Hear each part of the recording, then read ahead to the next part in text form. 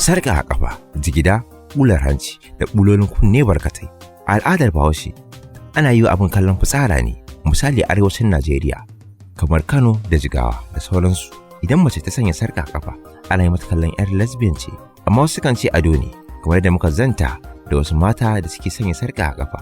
Amma kafin nan, bari mu yi waiwaye, mu san suwaye asali suke sanya sarƙa a ƙafa.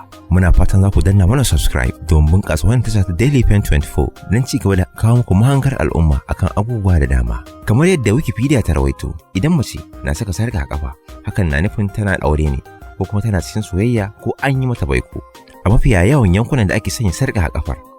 Amma a wasu ƙasashen na Afirka da yankin gabas ta tsakiya da yankin kudancin Amurka, maza ma kansu na iya saka sarƙa a ƙafa. Ko a kwana-kwanan nan an hangi shahararren 'yan ƙwallon ƙafa irin tsohon ɗan wasan ƙungiyar ƙwallon ƙafa ta Real Madrid wato Marcelo da kuma Paulo Dybala na ƙungiyar ƙwallon ƙafa ta AS Roma suna sanye da irin wannan sarƙa a ƙafa. Idan muka dawo nan arewacin Najeriya, mun tuntuɓi wata ta bayyana wa ra'ayinta akan wannan sanya sarƙa a ƙafa. Gaskiya ba na sanyawa. Me yasa? Saboda ana maka irin kallon kamar mara tarbiyya ne. Saboda duk wanda za ga ya saka sarƙa a ƙafa, yawanci 'yan wasu ƙungiya ne kamar masu lesbian. To ni dalilin haka shi yasa ba na sakawa. Amma misali inda ba haka ba za ki iya sakawa. Sosai ma zan iya saka saboda kamar ado ce. Kamar yadda aka saka sarƙa ce a wuya, haka kai ma idan ka saka a ƙafa zai zama maka kamar ado. Amma wasu al'adun ana ganin kamar masu aure ne ma suke sakawa, yana nuna alamun cewa mutum yana da aure. To shin ya za a yi baka da aure kuma ka saka sarƙan nan? Gaskiya kam akwai masu auren da suke sakawa. A'a misali ai kamar al'ada ce ma ta wasu mutane na wasu yanki. Yawa kamar su in kika sa sarƙa a ƙafa kamar ma ke mai aure ce. To me zai sa mutane kuma da ba su da aure suke sa sarƙa a ƙafa? To shine dai abin da na gaya maka. Masu wannan abin ne dai suke sakawa. Wannan abu? Masu lesbian su ne masu saka wannan. Mu kuma yanzu sai muka ɗauke shi kamar gayu. Ita ma wata da ta ɗauki wannan al'ada ta sanya sarƙa a ƙafa ta bayyana mana dalilan ta sanya wannan sarƙa a ƙafa. To gaskiya ni abin da yasa nake saka sarƙa a ƙafa kawai saboda ni na ɗauke ta kawai kwalliya ce. Kawai ba wai na ɗauke ta wani abun ba.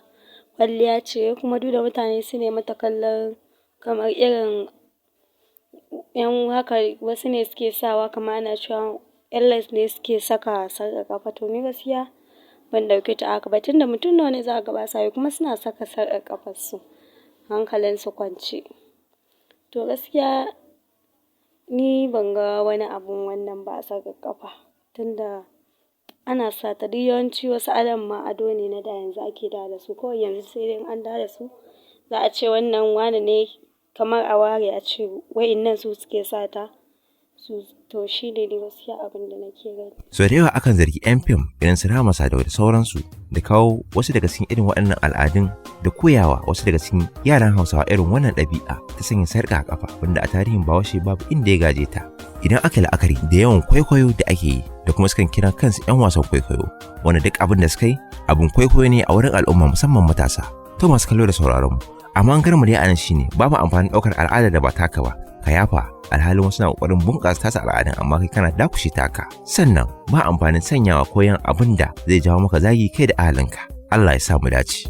Muna fatan za ku danna mana subscribe don bunƙasa wannan tasha ta Daily Pen 24 don ci gaba da kawo muku mahangar al'umma akan abubuwa da dama.